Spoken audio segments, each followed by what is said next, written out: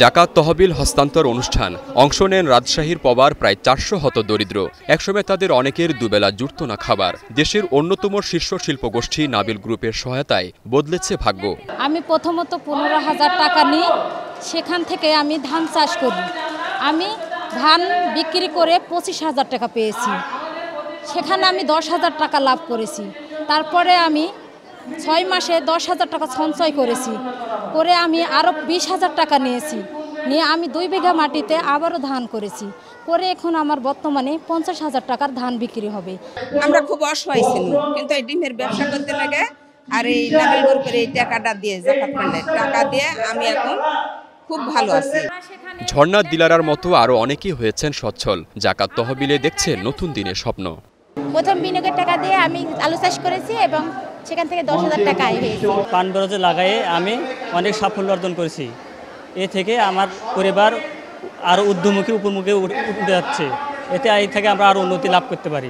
2টা ছাগল কিনেছি এবং আমার বাড়িতে সংসার থেকে একটা গরু আছে। এখন আমার ছাগলের খামার করার পরিকল্পনা আছে। এখন এই পরের থেকে আমি এখন লাখ টাকার উপর পান বিক্রি হবে। আর এছাড়া লামিরপুর থেকে এই জাকাত ফাউন্ডেশন থেকে ডাক্তার আছে, ডাক্তারের কাছে চিকিৎসা পায়। সেন্টার ফর জাকাত ম্যানেজমেন্ট গেল বছর থেকে এই প্রতিষ্ঠানের মাধ্যমে অসহায় ও দরিদ্র পরিবারকে আর্থিক সহায়তা দিচ্ছে নাবিল গ্রুপ। শনিবারের অনুষ্ঠানে 46,85,000 টাকার চেক হস্তান্তর করা হয়। লক্ষ্য 10,000 পরিবারকে এই কর্মসূচির আওতায় আনা।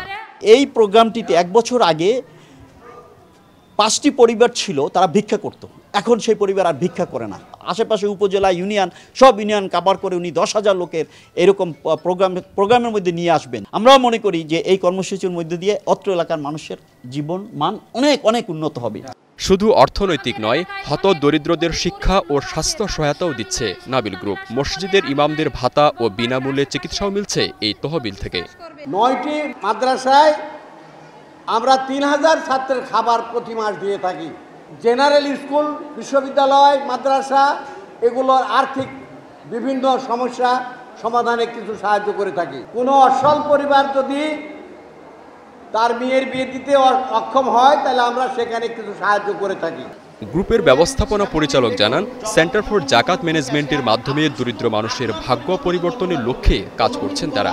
এ পর্যন্ত 3,67,00,000 টাকার তহবিল হস্তান্তর করা হয়েছে, যার সুবিধাভোগীদের সঞ্চয় সহ শিগগিরই 15 কোটি টাকার প্রজেক্টে দাঁড়াবে। নাবিল গ্রুপ শুধু প্রফিটের জন্য ব্যবসা করে না, আমরা সোশ্যাল রেসপন্সিবিলিটি নিয়ে কাজ করি।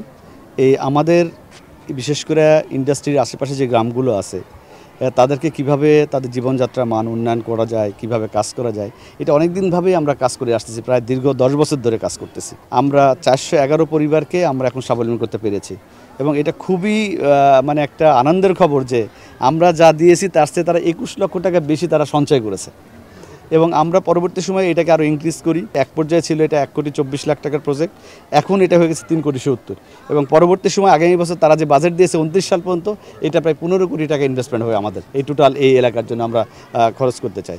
এবং আশা করছি যে আমাদের আশা যে ব্যবসার পাশাপাশি যারা আসলে কর্মসংস্থান করতে পারে না, যারা চাকরিজীবীতে তাদেরকে আমরা ব্যবস্থা করতে পারছি না, তাদের জীবনযাত্রা মান উন্নয়নের জন্য আমাদের এই প্রচেষ্টা। পবাই নাবিল গ্রুপের মসজিদ কমপ্লেক্সে অনুষ্ঠিত হয়েছে জাকাত তহবিল হস্তান্তর অনুষ্ঠান। Desk report, star news.